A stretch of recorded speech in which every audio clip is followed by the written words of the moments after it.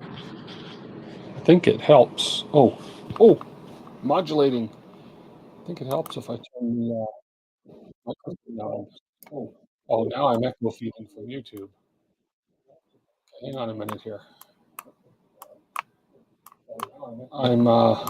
There we go. Now I have to mute YouTube so I don't hear myself talk. There we go. There we go. Now I can just clip this guy on here. I'm not going to bother hooking up the lavalier guy. I think this is going to be good enough. Hello, everybody. I just thought I'd pop on and do some stuff and have some company while I'm doing it. Good evening, sir. So we have Jeff Thorson already, DBR at the Poor Boy channel, Non-Fam, hello, Tim, 3D Medic Vince, David Vieira, and Richard. My goodness, I'm blessed. 7 people, and it just started. Look at that. Awesome, guys. I think I'm still over modulating a little bit, so let me go ahead and adjust that little bit down there. Right there we go. We're not quite peaking in the red now. There we go. We're yellow unless I go beep. Out.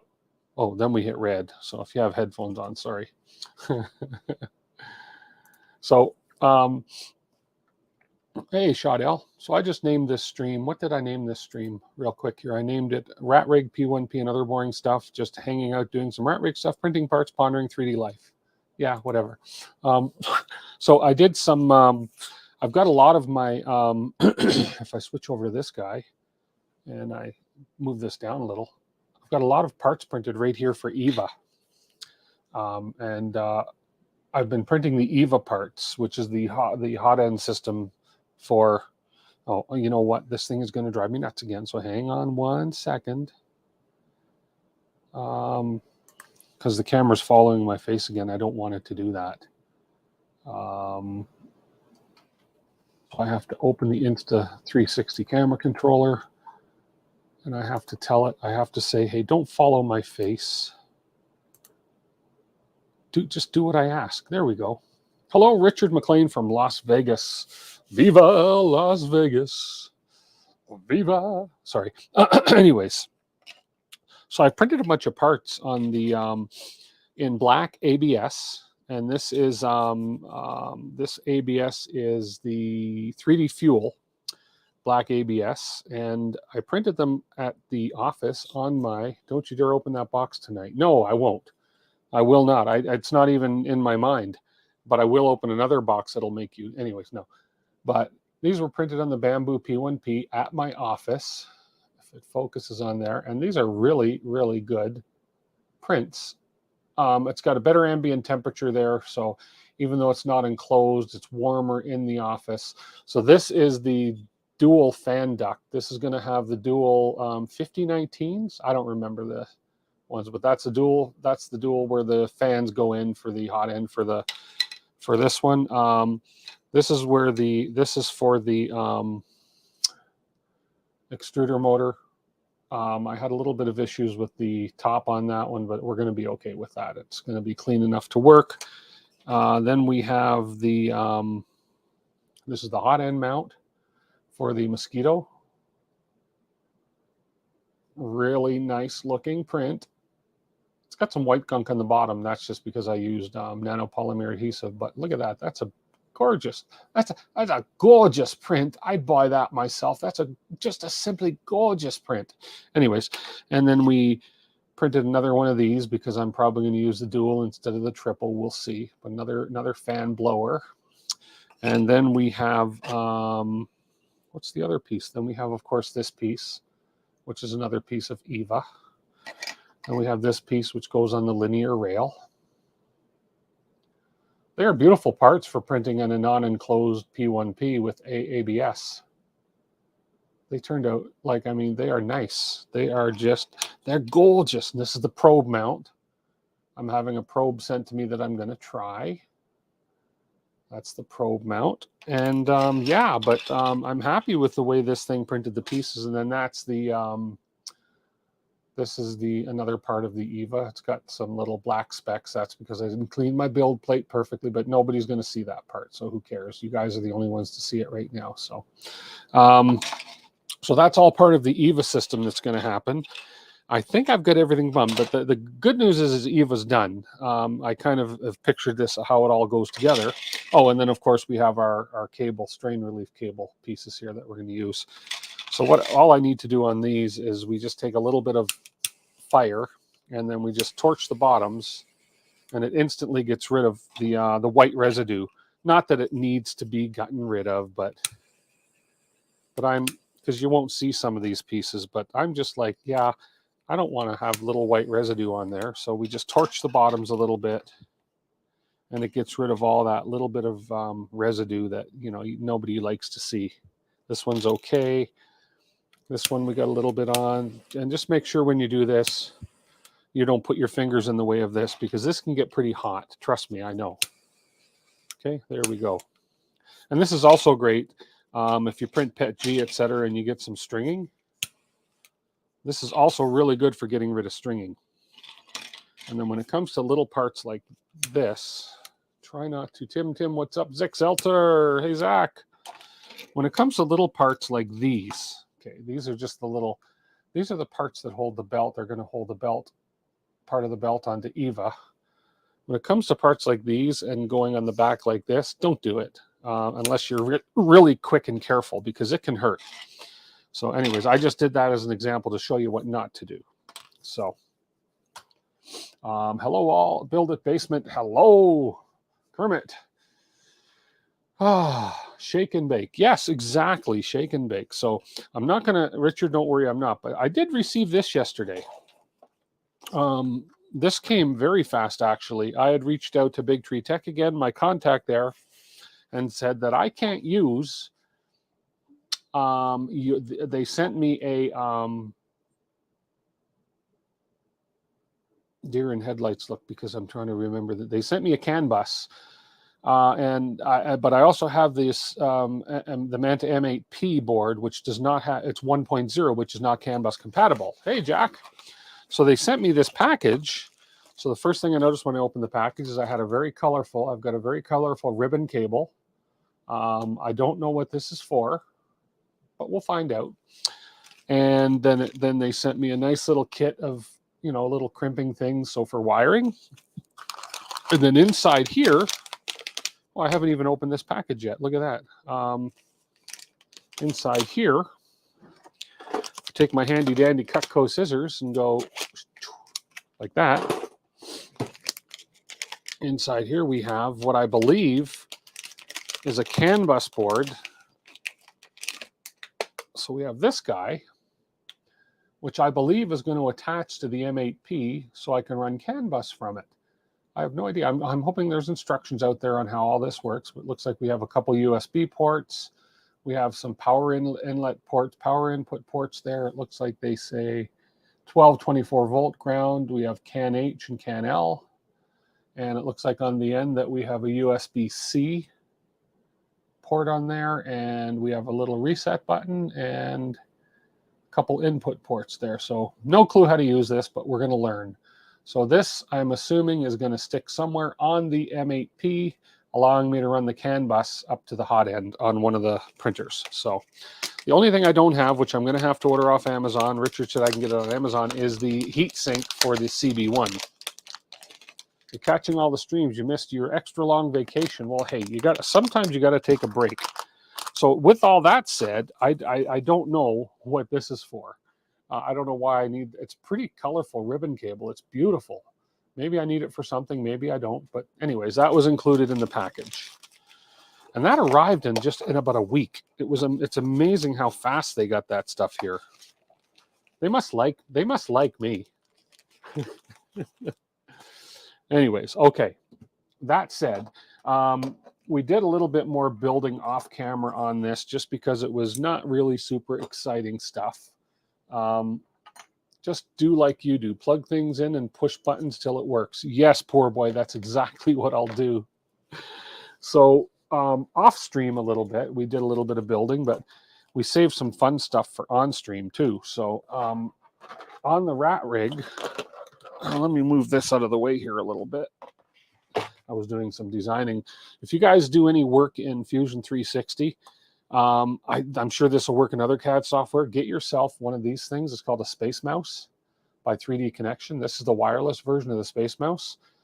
It makes moving your CAD drawing in in Fusion 360 around incredibly. Anyways, get one of those if you do a lot of design work. It's well worth it. So what we've prepared here is these parts here. So these are the bed mounts that are going to go where the rails are going to go through. So there's our anti-backlash nuts in there. Little rods with a magnet in there. That's where the balls from the bed are going to rest. And then basically these 4 holes, that's where it clips onto the linear rails. So we have our left and our right. I don't know which one's left and right. Okay. And then what we've also done is we've put on the rear Z one. So if I zoom in here, like so, you can see right here that we have the rear Z. That's the third one. It's pretty much the same thing, just a little different shape. And we have a little thing here for doing the wire. And we've already added that to our linear rail. Hey, how you doing, Thomas? There we go. So, so that one's already on.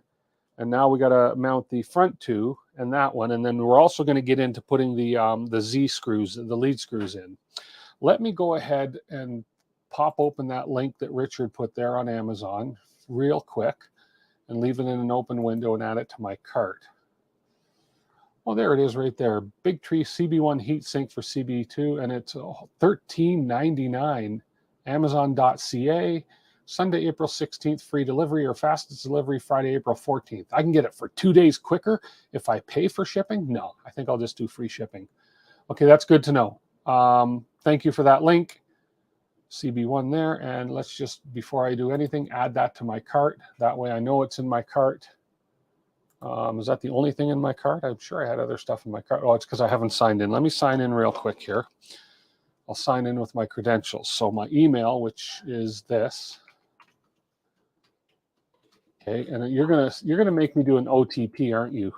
Here's my password. It's this 795-374-Z explanation mark $$ pound 3497652. Okay, good. And don't make me, oh, you're going to make me do, there was a problem. Oh, wrong password. I changed it. I forgot. I changed it. I added a couple extra explanation points in it. Oh, it's wrong again? Tell me this one's right. Okay, and you're going to make me do an OTP. I love this thing when it makes me do an OTP. So hang on. It sent me an OTP. There's going to be a message here. And my OTP, do not share with anyone. Why wouldn't I share 777244? I don't know. Oops, now I forget what it was. 777284.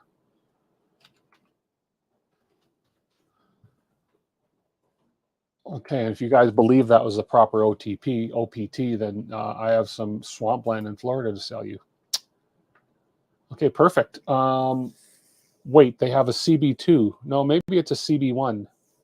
I don't know. Did I say CB2? CB1, hacking in progress. Good luck, David. While you're hacking, pay for my cart with stuff that's in my cart. Okay, thanks. Appreciate that. You can hack me anytime. Okay, so where we are on this, and I'm gonna do about an hour-long build tonight. So what we've done is we go to the display here. So we've actually assembled the rear bed arm. We assembled the left and right bed arms. So here we are. If we go up here a little bit more, we have the right and left bed arms. It put in the decoupler is in there. So basically we inserted the decoupler, screwed it into there, and with these screws here, cap head screws. Then we assembled the rear bed arm with all these parts. Nothing too exciting. Pushed our pins in like so. And then all we did is put our nuts in like so. And then we put the magnet in with our 2 screws like so. And then when that was all done, we put 2 more nuts in the side. We attached our cable strain relief, or our bed cable relief, strain relief, and it looks just like that. And then we went ahead and mounted it onto the back linear rail like so. And I have not put that part in yet, so that's the next thing to do, is put that decoupler assembly into there, which is what we're going to do right now, and then we're going to move on to the lead screws. So that's kind of where we've left off right now. So let's go ahead, and here's the decoupler right here. It's the decoupler. It comes apart. I know it's supposed to come apart. And if you take it right apart like this, it becomes a puzzle. So now it's like, how do I put this together? I can do it. Hang on. I think I can do this with my eyes closed.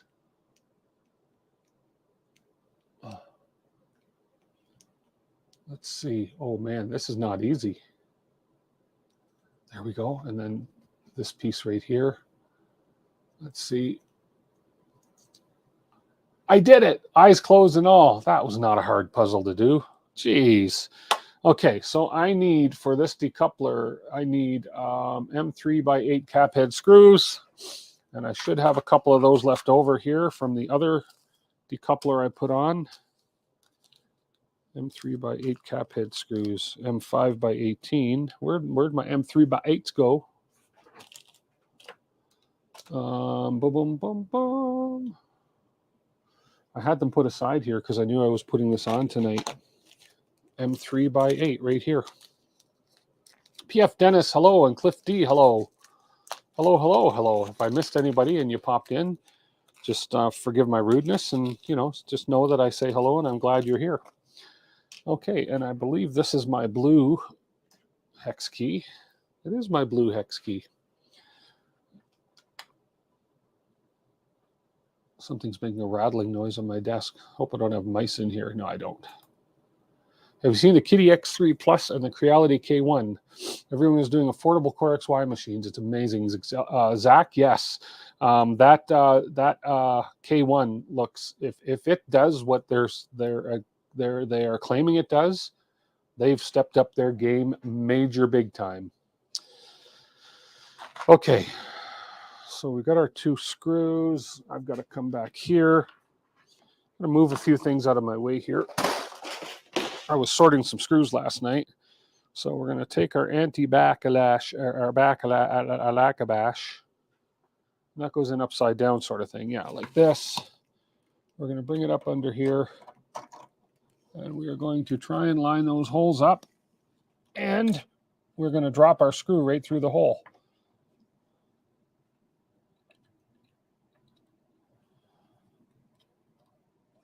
There we go. We got the one in, and there's my other one. Oh, you can't see what I'm doing. Sure, this arm is blocking your view right there. Not that it's anything exciting. Oh, and we drop the screw right through the hole again. Let's try not to do that. There we go. There we go. And we snug this guy up in here. And we snug this guy up in here. Anti-backlash nut installed. Or no, that's a decoupler installed. Sorry, anti-backlash is the whole thing combined type thing. So, yeah. Lurking. Hey, Bill, you can lurk all you want. These evening streams are the best because you watch while setting up prints in your print room. Hey, ideal. Perfect. I'm glad. And I'm glad you choose to watch me. Of all the live streamers that are live streaming right now. I don't think there's many on YouTube, but there's a lot of Twitch stuff going on Wednesday night. I know Loyal Twitches Wednesday nights, etc. So, okay, we did the decoupler. Now we need to get our rods, and we need 8 M3x20 cap head screws. So let me get my rods. Here we go. Now, I don't know if you'll recall, but when we disassembled the printer, one of these rods was bent, majorly bent. And I thought I'd have to order another one, but I think I was actually able to straighten it out very well. And they all look really decent right now. If there's a tiny little variance in them, I'm not going to worry. It's not like it's going to affect the print quality because these are the Z rods, which are just going down 0.4, 0.2 millimeters at a time. So it's not like it's going to affect quality if there's a little, but there was a big wobble in the one. And I'm pretty sure I did fix that, because if I roll them all along the table here, they all look very, very, very, very straight. So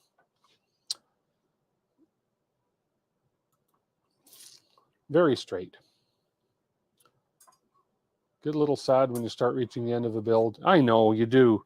That's why you got to keep doing something. You do a build. So I got to the end of the build on the Trident. What I do, I tore it apart to do some modifications on it. So it's sitting over there in parts, and I got to put it together again. I've got this to put together. I've got a printer coming into me to assemble and print and try on stream. And they've asked me and requested that I do it on live stream. So that's on its way. I've actually got a UPS tracking number. I can't tell you what printer it is, but don't get too excited. It's not what you might think. Or is it? No. Okay, so we have our rods. We need M3 by 20 cap head screws.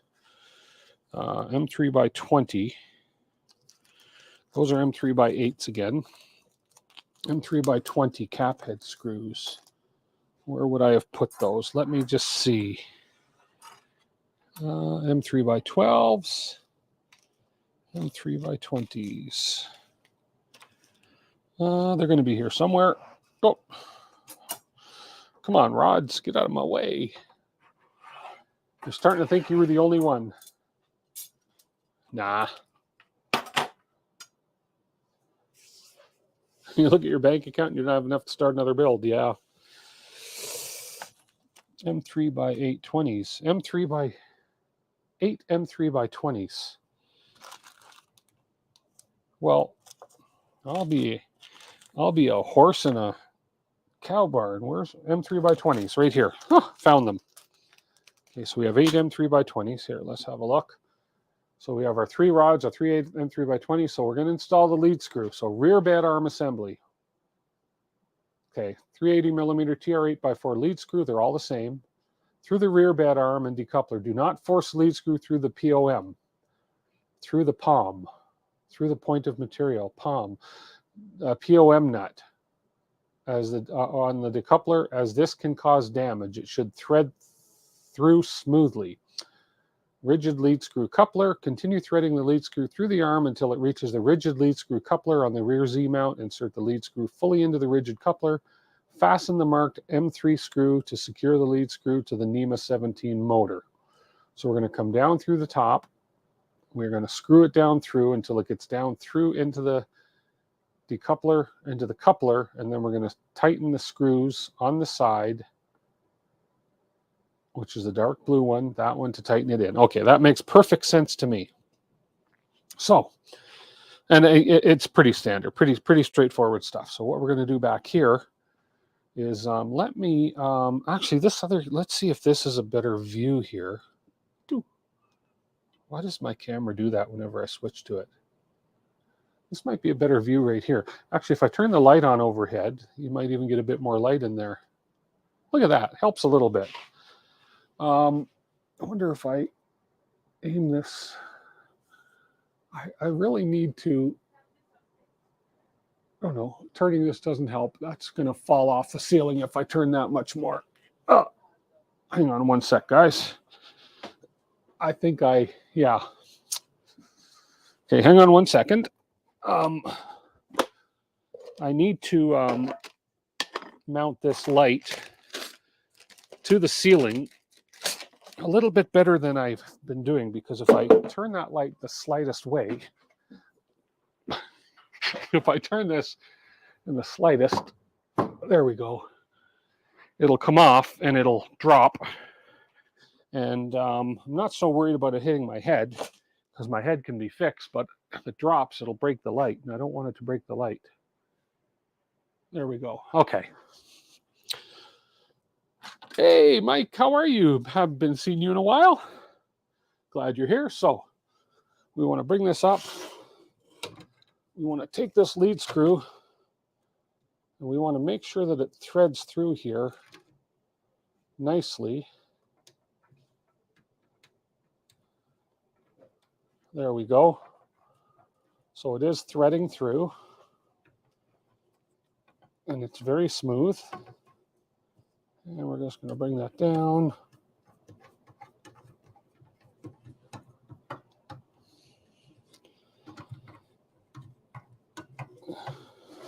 I don't know how far up I want to bring that. Don't think it really matters.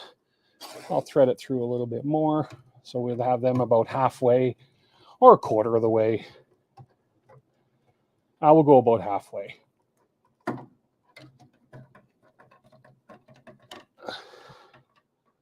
Right about there. That sounds good. Okay. We are down. We are bottomed out on here. I just want to make sure it says to bottom out fully into the rigid coupler. So we are inserted fully into this coupler. Okay. And then I have to come on this rigid coupler. Now, here's a question. We're inserted fully. So what's happening is we are touching the top of the stepper motor thingamadoober. I've heard people say, this camera, I've heard people say that you want to have a tiny bit of separation between the top of the stepper motor pin and the rod. What do you guys think? I mean, they say fully insert it. Now, fully insert it means you're going to be touching the stepper motor. So anyways, I don't think it matters. I don't think,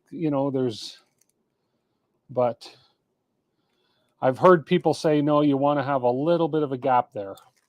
So what do you guys think? I'm going to leave it. I'm just going to leave it touched. It said fully insert it. We're fully inserting it. And unless somebody says otherwise, that's the way we're going to do it. There we go. We are fully inserted and tightened. Put a ball bearing on the end of the motor shaft. I don't have any ball bearings. And I don't see what difference it makes if it's touching the stepper motor shaft, because they're basically moving as one now. Right? So I can't see that that's going to be an issue. Okay, so that one's in. It's a flexible coupling, then I would leave a small gap. No, it's a solid coupling. It is a solid coupling. So, yeah. Yeah. And I hear you there, Mike, for sure. If it was, I can see that. But it is a it's a rigid coupler is what they're calling it, a rigid lead screw coupler. You can see them right. We go to this view here, and if I zoom you in a little bit, you can see the couplers right here. There's the other Z motors, and they're rigid. They're very rigid. For vibration, maybe, yeah. So, okay. We'll go with that. If I have any issues, I can always change that. Okay, fasten the marked M3 screw, which we did. Okay, now install the front left bed arm and lead screw. So same thing, we're going to install the front left one. So it's very similar, other than the fact that we are installing this piece here now, which is the, again, do not force the lead screw in, make sure it threads in, continue threading until you reach the rigid lead screw coupler of the front right Z-axis motor mount. Front left bed arm, and then they talk front right. So how can I continue threading the lead screw in the front left until it reaches the front right Z-axis motor mount? I think that's a typo. I could be wrong, but I think that's a typo. Anyways, who am I to criticize? So what we're going to do here is a very similar thing, except we're taking the left, and this is clearly marked left, and this goes this way. And I can probably just do this outside of this. So this is going to screw down through here, like so. So actually this one's a little easier because I can actually just go ahead now and just kind of spin this on. They have couplers that are in here that are flexible couplers, so that will allow for any side-to-side movement, and I think vibration and so forth on these couplers that are inside here with the anti-backlash things. Hey, Project in Dad's Garage. Okay, so we have that one in. That is the left, right? That is the left, and this is the left. Why does this look like it's going on the wrong side? This is this side. Did I pick up the wrong piece? No, that says left. Are they considering this left? Let me see. They must be considering this the left. Either that or they're showing the wrong image, because then they did say right. Anyways, you know what? That one can go in there. We're going to feed it through both of them anyways. This says right on it. But this is obviously the... See, I guess it depends on which way you're looking at the printer. There we go. No notification again, Teza? Weird. Okay, this is not threading in yet. We've got to get this started, make sure we don't strip it or force it. This should go in there nice and cooperatively. There we go. Okay.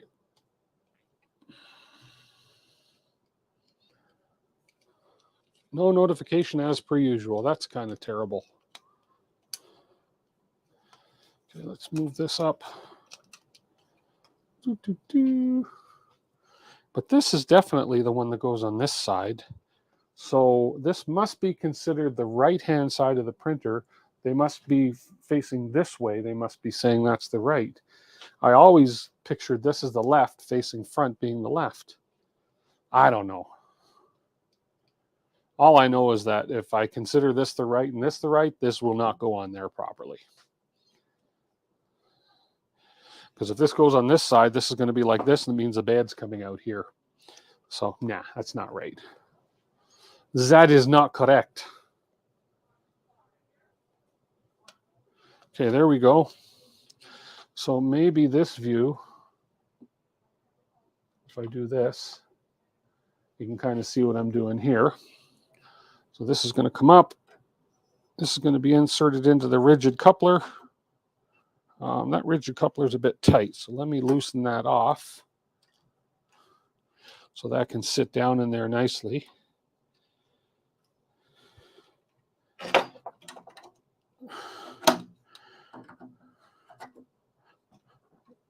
And we are in, and we will tighten this up.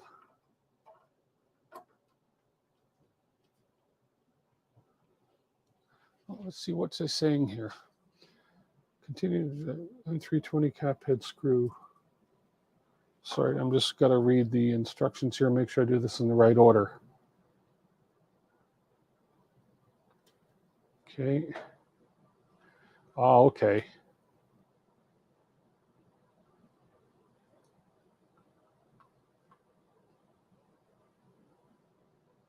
Oh, okay, so I don't put this in yet. Okay. So we don't tighten this in here yet. I don't want to miss a step. So we're going to need some of these M320s. You don't get notification if you do not hit the bell 2 times. Oh, okay. So we're going to need 4 of these. And apparently what I need to do is pop this out, and I need to go ahead and install this on the linear rail first. Okay, so let's get this going here. You know what I'm going to do here? Just give me a sec. You guys can't see that too well there, but if I go like this, use the power of the technology. And let's give you guys this view. And let's switch to my floor cam. Let's zoom it out. How about if I zoom out the right way, right? There we go. There we go. Look at that. I need another 12 cameras so that I can just have these all preset. So basically what we're going to do is we're going to take this. It's got to go higher. You guys got to see, oh, you can actually see the screen that I'm seeing too. Look at that. Hi. So we're going to bring this up. We're going to take this, line that up with the, come on, line it up. And I said line it up.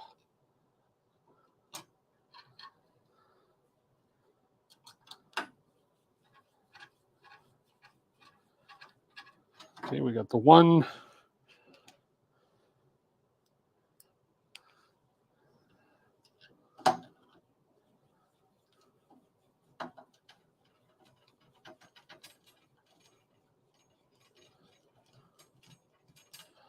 2. I'm going to be really lazy here. Where's my gun? Where's my gun? There we go.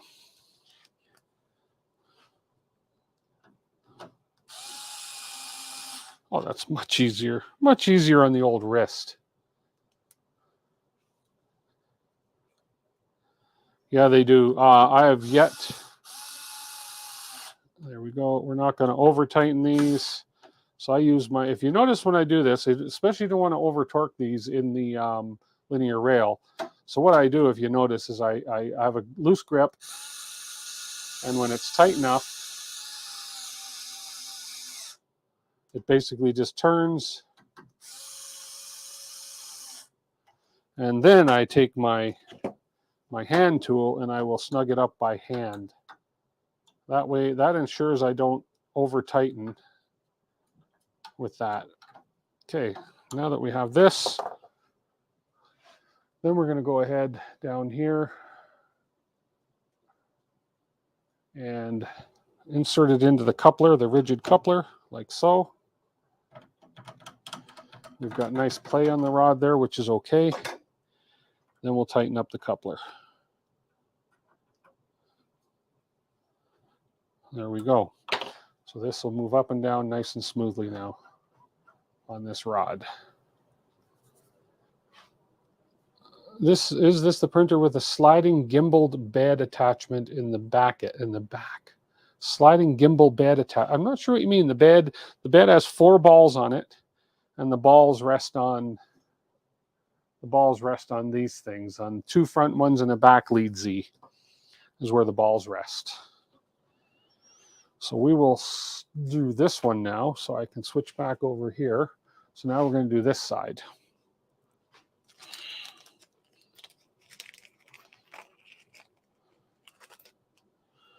One, two, three, four. 4 more screws. Okay. So we'll grab this guy. Make sure he's the right way around.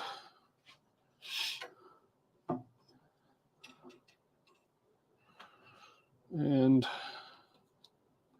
line it up. Get one started. Oh, these are really tight fitting. Hang on a minute. These are tight fitting in these holes. There we go. Actually, I want to just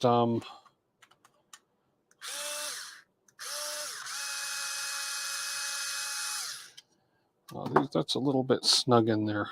Got to make sure that this screws to countersink kind of thing. I just want to drill that out just a hair. Let's see, is that the right size? No. Maybe it's a 5.5. Yeah, I think that's the right size there.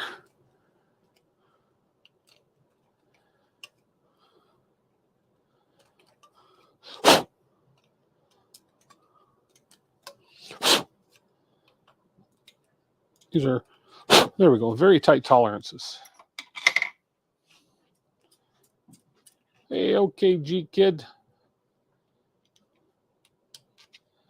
Much better. Okay. So let's get this on. Let's get it on. So I'm going to start it with this one. Make sure I am in the hole. I need 3 hands. There and doo-doo-doo. Okay, got it.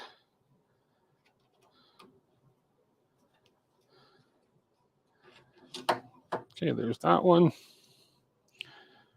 Get the opposite corner started, and that way I know it's in there square.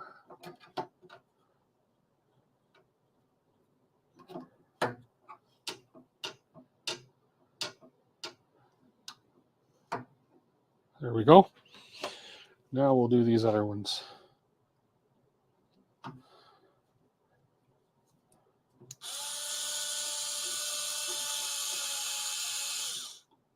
And we're not hitting.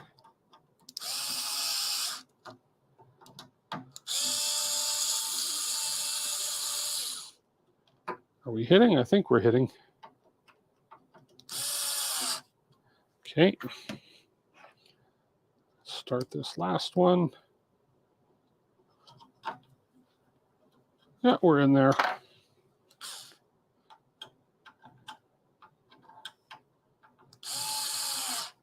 Okay.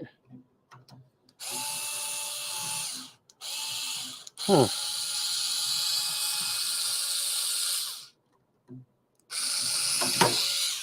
That one does not seem to be wanting to screw in. Is that stripped?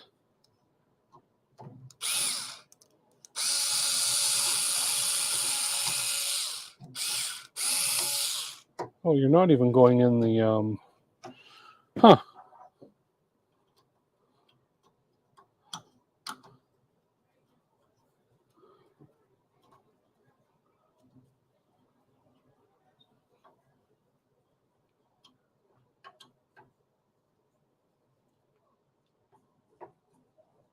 Okay, that one's in. This one does not seem to want to bite.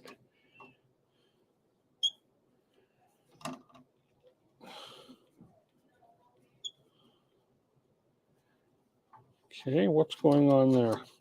I have to pop this off. That one screw does not seem to want to bite the thread for some reason. The other three are all lined up, no problem. So that one should automatically line up. Let's take these off and see what's going on.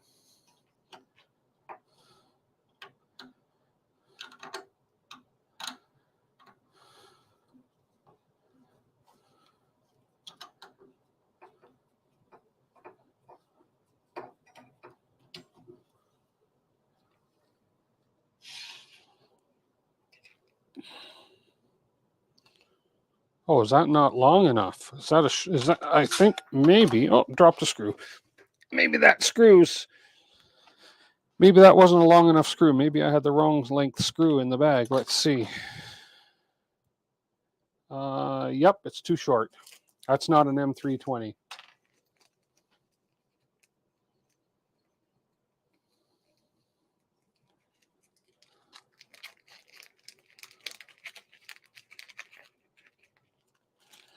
Let's see. That's the right length. Yeah, it helps if you put the right length screw in. Okay, just FYI. Okay. Hey, it was in the bag that said M320, so I just assumed it was M320. I know what they say about making assumptions. Yes, I do.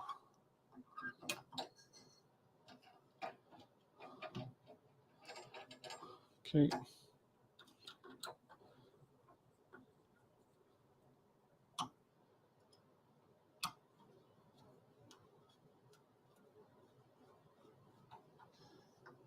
There we go. Okay.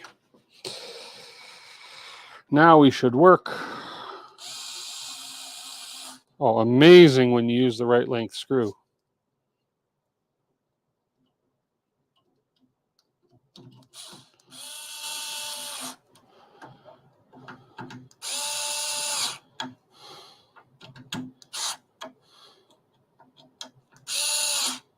Okay, good. Let's just make sure these are snug. Yes. Yes. Yes. Yes. We'll get down in there and we will tighten this up in the coupler. There we go.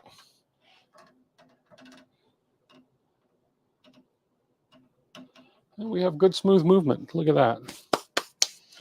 We have our bed mounts on. Perfect. Heated bed and cardboard box. Okay, so now that we have those on, okay, we've done that. We've done the second one. We've done that. Insert the lead screw fully, fasten the marked M3 screw. Now we're going to prepare the lead screw constraint parts. Okay, these, I don't recall that they had these on the last build. I think this might be new for the 3.1 VCore 3.1, because I do not recall having these parts on the last one. So that is the, they are talking about these guys right here. 1, 2, 3 lead screw constraints. So these are obviously going to go up here to keep the lead screw from wobbling. Yeah, because I remember my lead screws were just wobbling away and they had nothing up top. So these are obviously, I think these are new. Okay, so we need M6 by 12 cap heads. So we need 6 of those. M6 by 12s, let's find them. It's probably going to be one of the newer parts. M6 by 12. 6 of them. There's 3 of them here. Oh, you know what? Though the M6 by 12s, I stole some of those, so I did get lots more. This is my M6. I started an M5 and an M6 case, and I have an M3 case. So M6 by 12s right here. I ordered 50 of them because these seem to be a popular one in some builds. 1, 2, 3, 4, 5, 6 M6 by 12s. These just came in yesterday too. And then we need M6 by 12 drop-in T-nuts. So what they refer to as drop-in T-nuts are hammerheads. So basically M6 hammerheads. Drop-in T-nuts. There's some more here. They call them drop-in T-nuts. And we all call them hammerhead nuts. Because to me, the T-nuts are the T-nuts that you insert into the rail. So 1, 2, 3, 4, 5, 6 of those.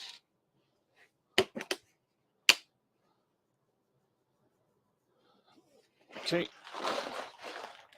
And let's see. Oh, Fadion. Hello, hello. Okay, so we have our 6 M6 by 12s, our 6 drop-in T-nuts, and 3 F688 ball bearings. I believe that's part of the new kit, and I believe that's these F688ZZ ball bearings right there. So yeah, they are supporting the top of these rods, and I wonder if that's because some of these rods were bending, like mine warped really bad. So possibly. So we have 3 of these. So these are obviously going to go, or these are flange. Yeah, flange. That's what the F stands for, is a flange bearing. And yeah, those are going to go over the top.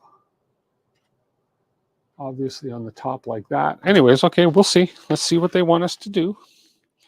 Okay, now, here, I think I can, if I do the quad view, there we go. This is not a bad view. That way you can see the instructions at the same time as me. So we got all these parts ready. Assemble the rear lead screw constraint. Okay, so the rear one looks a little bit different than the other ones. And the rear one, R is right, left, and the one that with nothing is going to be rear. But how do I know R isn't rear instead of right? And L isn't last instead of left. Okay, we'll assume this one here is the proper one. Okay, so we're going to put 2 M6 in here.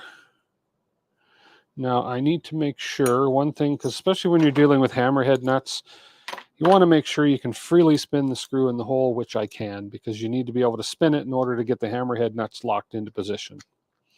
And I can freely spin that. That's fine. Okay, so then we're going to throw on the hammerhead nuts. Don't like bearings at either end of the lead screw. Yeah, that's what they're doing here, and I'm going to follow the instructions. We'll see. I think because these are such long lead screws, because that one lead screw was warped pretty bad. So maybe this will prevent that from happening. We'll see. Okay, so we got that. So this is how we are here.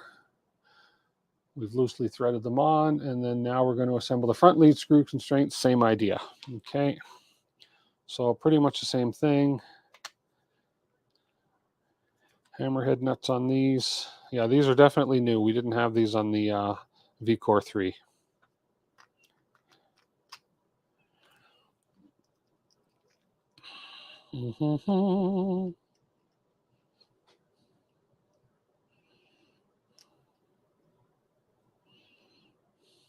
Come on.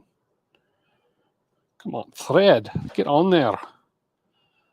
Why aren't you doing... something's not threading right. So it's either the nut or the screw. Let's just see if... That's what I get for buying cheap screws. Oh, I see what's going on. There is a... there's a little piece of something in the thread of this screw.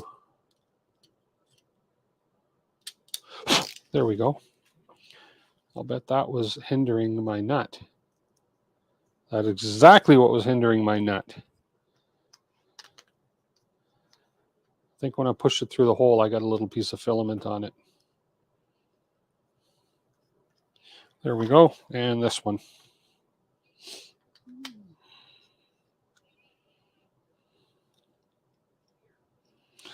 Wow, 29 people watching. I appreciate each and every one of you guys that are on here. If you're not subscribed to my YouTube channel, please do. I will be doing shorter videos and less lives, more videos in the future. I mean, I'm always going to do lives, but I'm going to be producing more 5-10 minute videos coming up. So, okay, so we've got that. We've got those ones prepared like so and like so. Okay.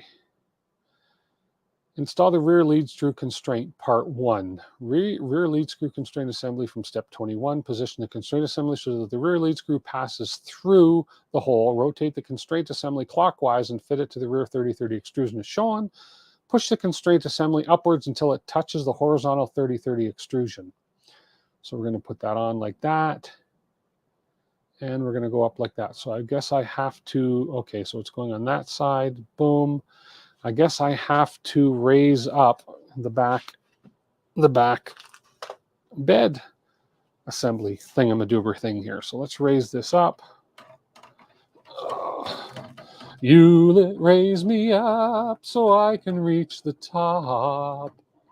You raise me up. Okay, sorry. I promise I won't sing anymore. I don't know why. Oh, I guess I didn't have to raise this, but it just shows it in the picture. So I'm raising it like it shows in the picture.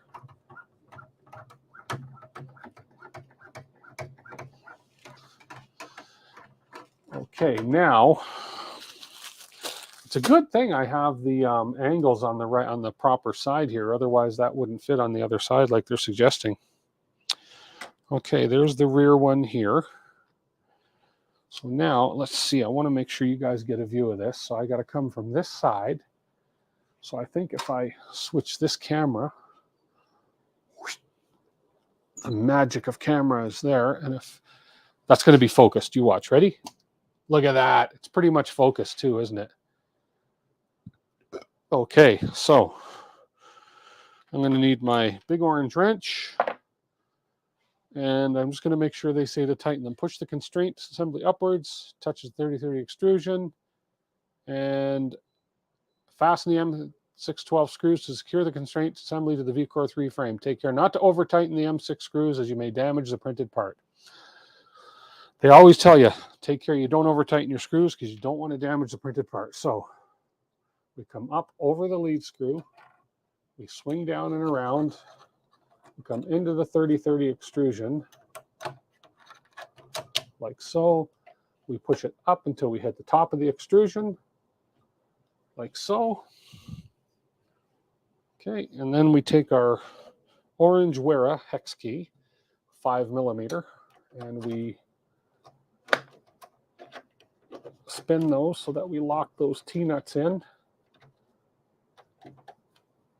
And that one's in, and then the bottom one, if you go too slow, you won't turn your hammerhead nut and it won't lock. But it seems to have worked.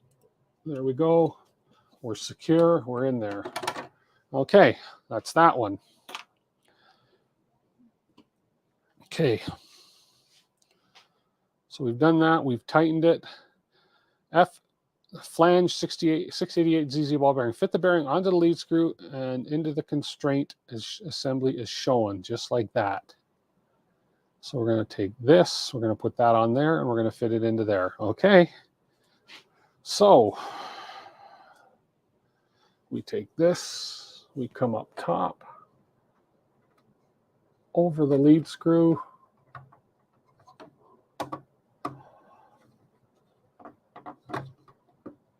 Okay, that's not going to go. I need to get up high on this and see. That doesn't seem to want to go around that lead screw too easily.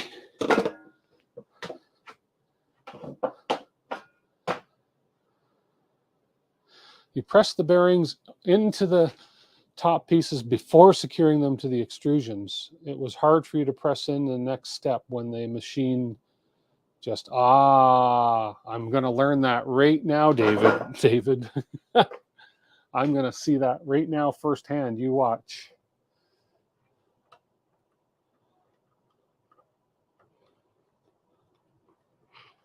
And I may end up taking it apart and doing what you just said.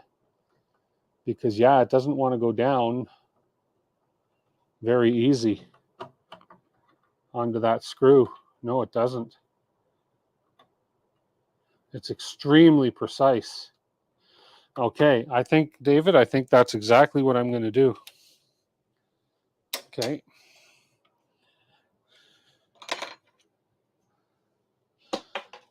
What just fell? Oh, the bearing. That's okay. So let's take this off.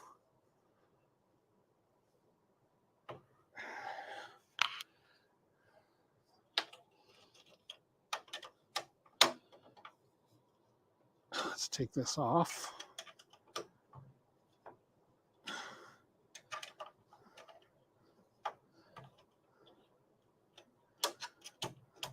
Okay.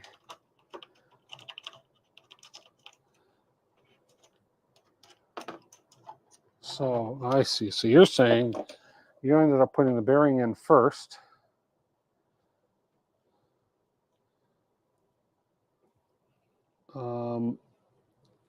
Oh, that's tight. Okay, let's get back down here and see. Number one, that's tight. That's a snug fit, which you want it to be. Okay, this is a very snug fit to fit in here. So let's go ahead and fit it in here with some. Oh, you know what I need?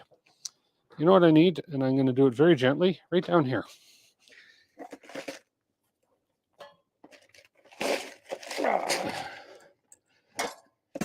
That's where one of these little things come in handy.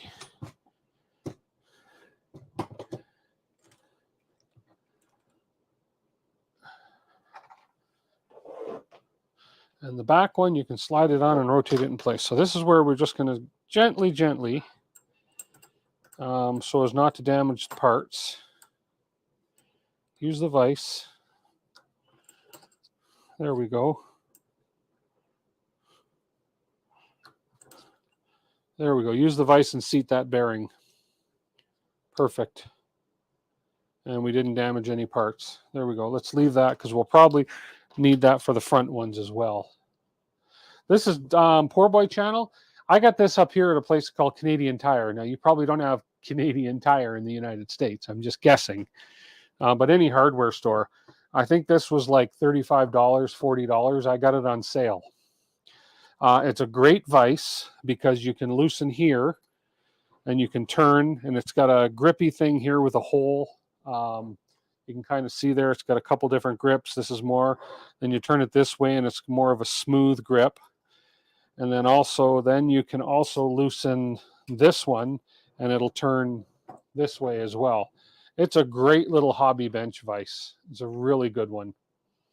So anyways, yeah. I'll be doing a video about all my tools and everything eventually. So, and that's definitely a tool you need. And you got to watch hard hat because this thing here kind of hurts the head if you bump into it like that. So I just did that to show you guys an example of how to be careful when you get up on a stool or a ladder. So, okay, let's switch the camera view again here. Oh, wrong camera. Actually, hang on. Maybe that overhead camera will be a little better view here. Hang on. If I can actually, oh man, I just twisted my back. Don't worry, I'm fine. I'm fine, I promise. Let me just find the, let me find my OBS Tiny Cam. And then let me go ahead and oh, stop. I don't want to upgrade the software right now. I'll do it later. Why do you always remind me when I'm live? There we go. And if I move it over this way now. Where's the back? Oh, it's way out of reach. Okay, so forget it. I just thought I'd try. Okay. Okay, so let's go on. Let's get back up here without hitting my head. Now I should be able to hopefully, there we go, slide that down. That's much easier. Now it's just a matter of getting these things lined up because this has got to swing over and in there pretty precisely. So let's make sure that I got these T-nuts nice and these hammerheads nice and loose. Okay, make sure we're lined up. That's the only issue with doing it this way, I suppose, is that this might not be so easy to get in. But I was definitely not going to be able to push that bearing in by hand. So let's just see if I can't get this to go in somehow.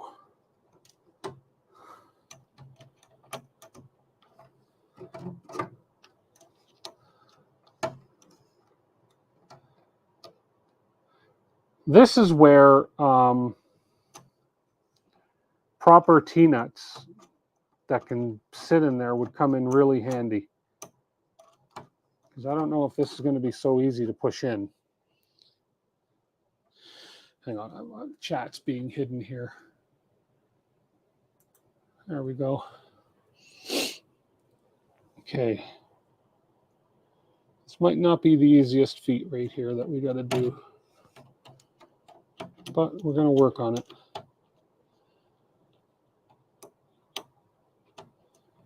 No, this might not go. This might not work. I've got to get a different angle here.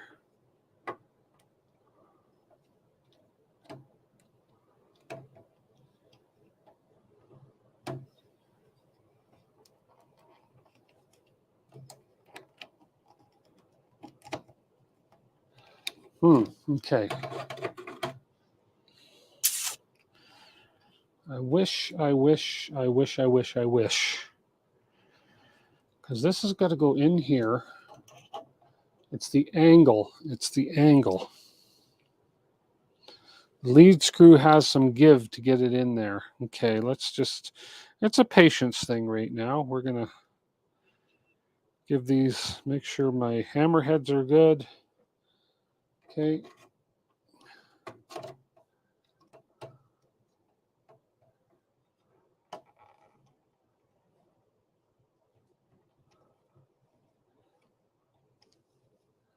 Half the battle is making sure that those hammerheads go in straight.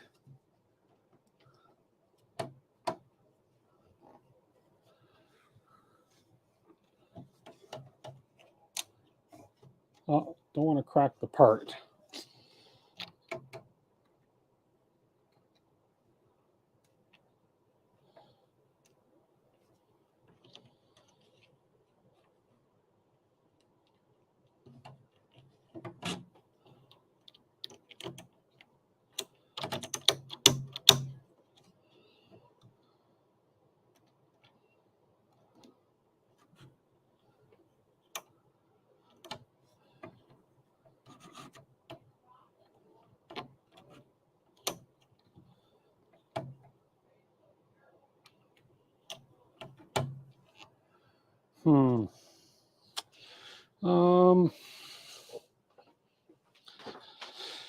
Let me take you down, 'cause I'm going to, sorry, Strawberry Fields. Where's my flashlight? Oh, it's right in front of me.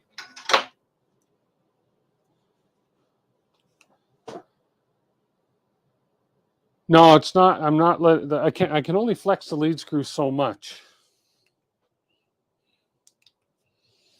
So I need to throw myself a light here to see. See, it's the angle. What's happening is it's the angle that these hammerheads are hitting the extrusion. And they're hitting an extrusion at such an angle that they're going in on a bit of an angle, and they're not allowing it to go in because this needs to move back this way a little more, and the lead screw will not come back this way anymore. So think what I need to do Lower the bed mount. Oh, I see. Oh, okay, of course. Yes, good point.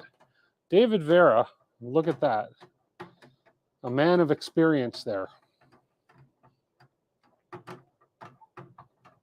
That'll give me more flexibility on the lead screw. Okay.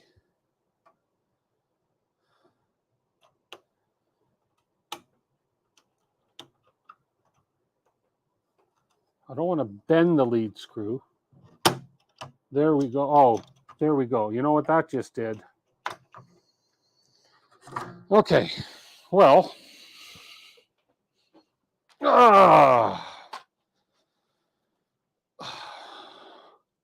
Ta-da!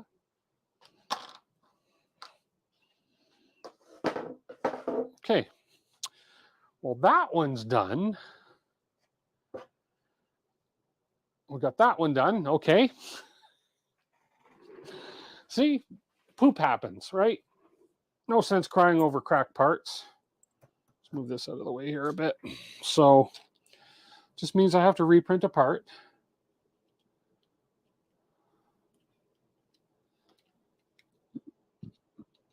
Better to find the weak part now. I agree. This is 5 perimeters with 40% infill.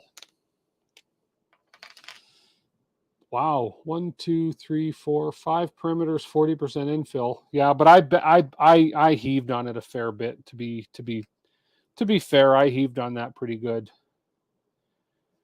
I could just glue it. No, I'm not going to glue it. I'm going to print a new part. Lower the bed mount all the way down. Yeah. I should have realized that. That'll give a lot more flex on that screw. Was I a hippie back in the day? I don't think I was, OKG, no.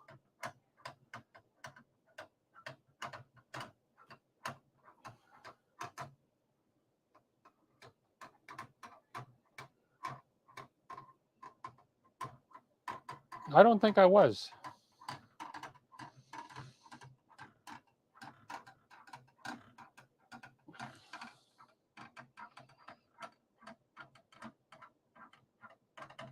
Okay, let's just see. Those are upper parts. I can probably, I believe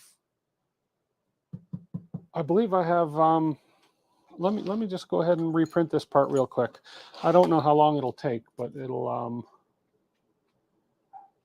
I'll reprint it after I finish. I'm only going for about another 10 minutes, so that's okay. I need to actually get this bearing out now. So, but beauty of it is I wrecked the part already, so I can probably go ahead and cut the bearing out like so. Being careful not to damage the bearing. There we go. We got the bearing out, no problem. We'll have to reprint a part, no problem. But let's work on these ones, because these ones are going to be pretty much, if I go to the destruction page here, pretty much the same way. Front light, front right, same idea, and then front left. I can only assume that these bearings are going to be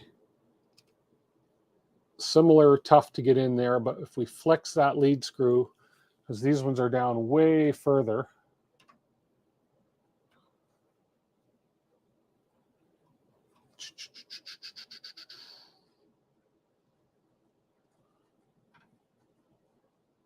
most lead screws from China come pre-bent.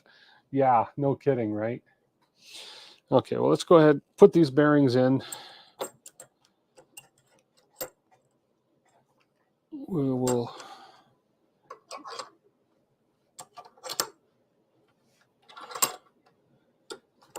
there we go.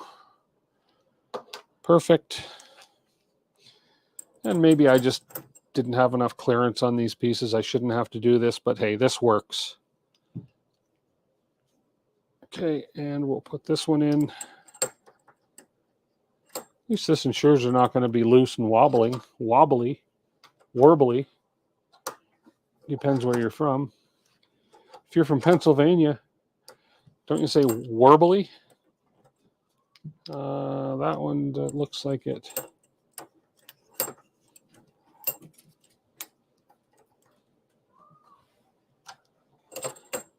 There we go. Okay, so these ones should be straightforward. Let's see. This one is going in the opposite side. Oh, this is this one here. This is going on here.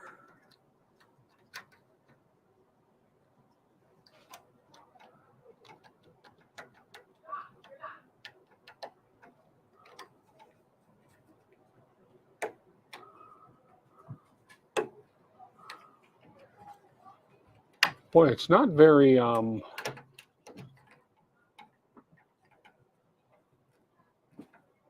doesn't go on there super easy. Wow. That is a snug fit.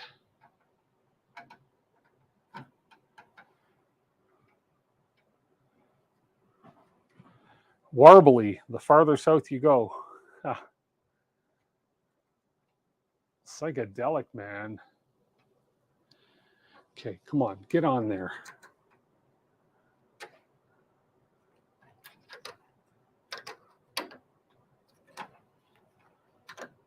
Okay, there we go. Now we're in. See, that one went on no problem. Whoops. How far up does it say to do this one? Fit the bearing on the lead screw assembly. Constraint assembly is shown. Push the constraint assembly downward until it top is flush with the top of the linear rail. Okay.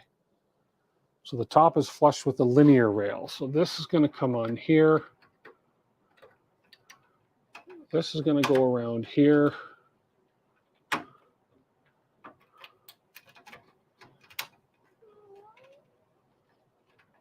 And there's the top of the linear rail. And that's going to go up just a hair more. Top of the linear rail, right there. So it's almost flush with the top of the lead screw.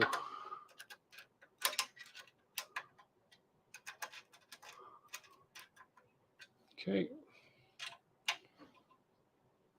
Well, these pieces survived.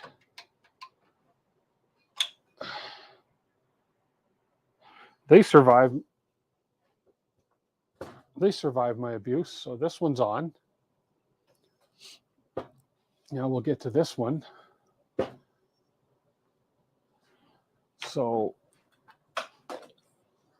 here we go.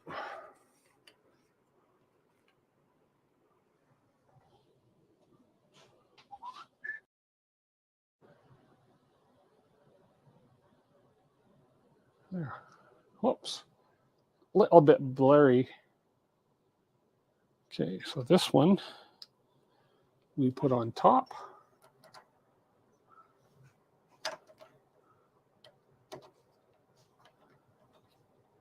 And around.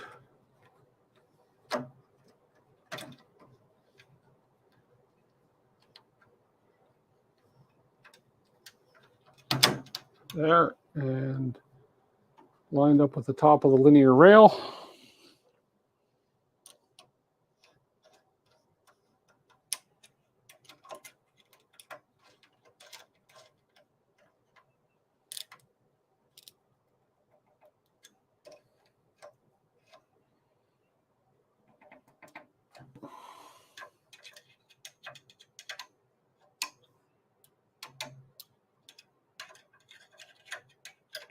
What is it that Nero says? Turn it till you hear a crack, then turn it back half a turn. There we go.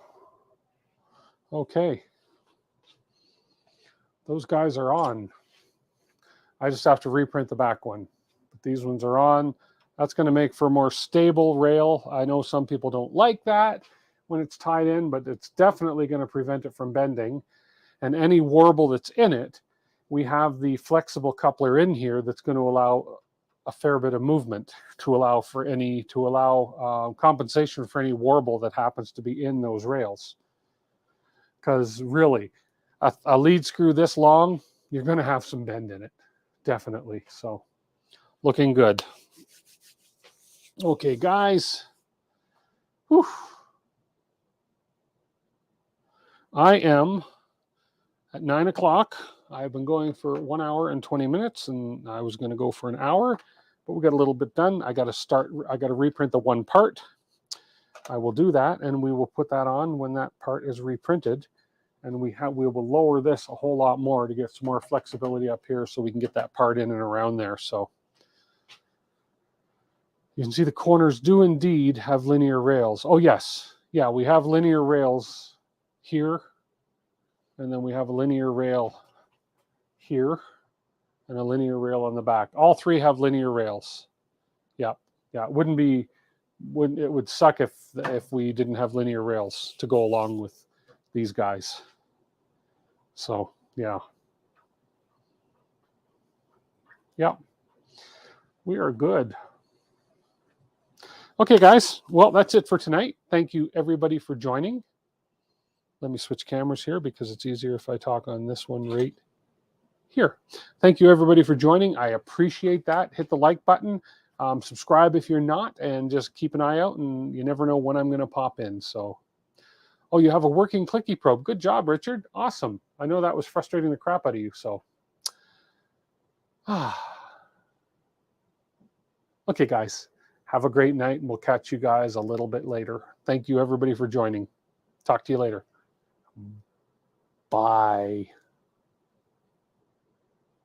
Are they gone yet? No? Okay.